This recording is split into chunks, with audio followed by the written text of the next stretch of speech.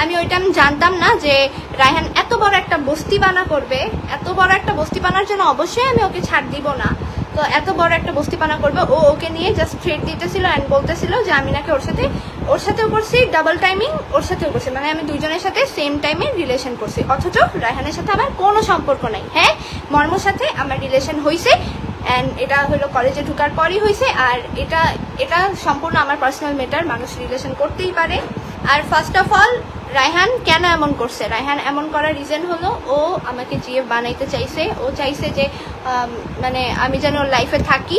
হ্যাঁ ঠিক আছে, ফাইন, আমি ওর সাথে আমার অনেক ভালো বন্ডিং ছিল, বাট তারপর পরে ও যখন বুঝছে যে আমি আরেকজনের সাথে রিলেশনে গেছি, তখন ও আর কি আমার একটা ক্ষতি করার জন্য, আমার রেপুটেশন খারাপ করার জন্য এই কাজগুলো করছে।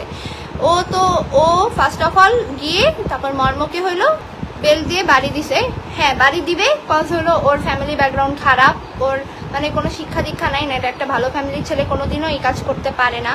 আর ওর সাথে আমার সম্পর্ক না হওয়ার রিজন কি, হ্যাঁ আমি ওর সাথে কাপল ভিডিও বানাইছি, আর ওর সাথে আমার রিলেশন না হওয়ার কারণটাই হলো যে ও হইলো ওর ফ্যামিলি ব্যাকগ্রাউন্ড খুবই খারাপ।